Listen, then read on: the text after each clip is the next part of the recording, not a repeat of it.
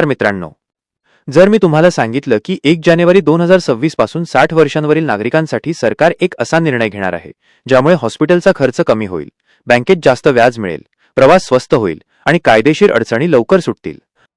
थांबा, हा निर्णय फक्त घोषणा नाही आणि ही माहिती प्रत्येक ज्येष्ठ नागरिक व त्यांच्या कुटुंबियांनी शेवटपर्यंत ऐकलीच पाहिजे. कारण 2026 पासून सीनियर सिटीजन कार्ड पूर्वीपेक्षा अधिक शक्तिशाली होणार आहे. सवलती दुप्पट होणार आहेत आणि वृद्धापकाळात स्वाभिमानाने जगणं अधिक सोपं होणार आहे. आजचा हा व्हिडिओ शेवटपर्यंत बघा, कारण शेवटी मी सांगणार आहे अर्ज कसा करायचा, कोणते डॉक्युमेंट लागतात आणि कोणाला लगेच फायदा होणार आहे. 1. आरोग्य सुविधा, हेल्थ बेनिफिट्स. वय वाढतं तसं सगळ्यात जास्त खर्च कुठे होतो? आरोग्यावर. आणि हाच मुद्दा लक्षात घेऊन सरकारने 2026 पासून मोठा निर्णय घेतलाय. सरकारी आणि निवडक खासगी रुग्णालयांमध्ये ओपीडी शुल्कावर 30% ते 50% पर्यंत सूट मिळणार आहे. इतकंच नाही तर ज्येष्ठ नागरिकांना लांब रांगांमध्ये उभं राहावं लागणार नाही. स्वतंत्र काउंटर, वेगळी रांग आणि जलद तपासणीमुळे वेळ वाचेल आणि त्रास कमी होईल. औषधे आणि तपासण्यांचा खर्च कमी झाल्यामुळे कुटुंबावरचा आर्थिक ताणही कमी होणार आहे. 2. आर्थिक लाभ, फायनान्शियल बेनिफिट्स. ज्येष्ठ नागरिकांनी आयुष्यभर मेहनत केली आणि त्या बचतीवर योग्य परतावा मिळायलाच हवा.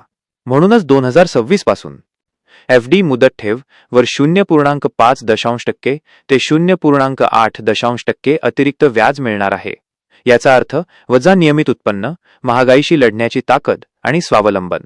हे जास्तीचे व्याज औषधोपचार आणि दैनंदिन खर्चासाठी मजबूत आधार ठरेल.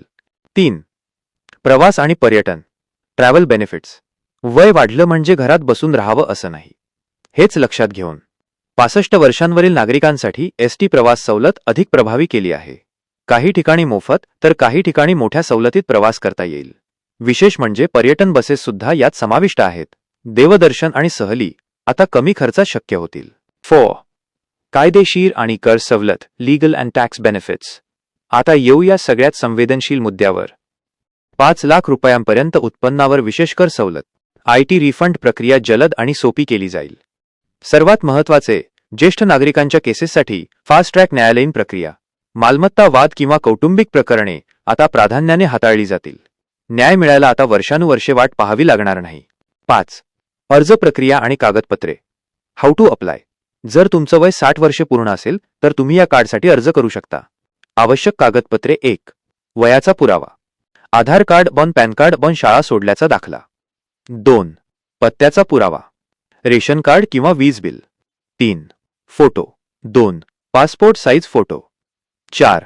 आरोग्य माहिती, रक्तगट नमूद असलेलं वैद्यकीय प्रमाणपत्र. ही प्रक्रिया अत्यंत सोपी आणि सर्वसामान्यांसाठी सहज आहे. जर तुमच्या घरात आई वडील, आजोबा आजी किंवा ओळखीतील कोणी ज्येष्ठ नागरिक असतील तर हा व्हिडिओ त्यांना नक्की शेअर करा. अशाच उपयुक्त माहितीकरिता आपल्या चॅनेलला सबस्क्राईब करा आणि व्हिडिओला लाईक करा. धन्यवाद.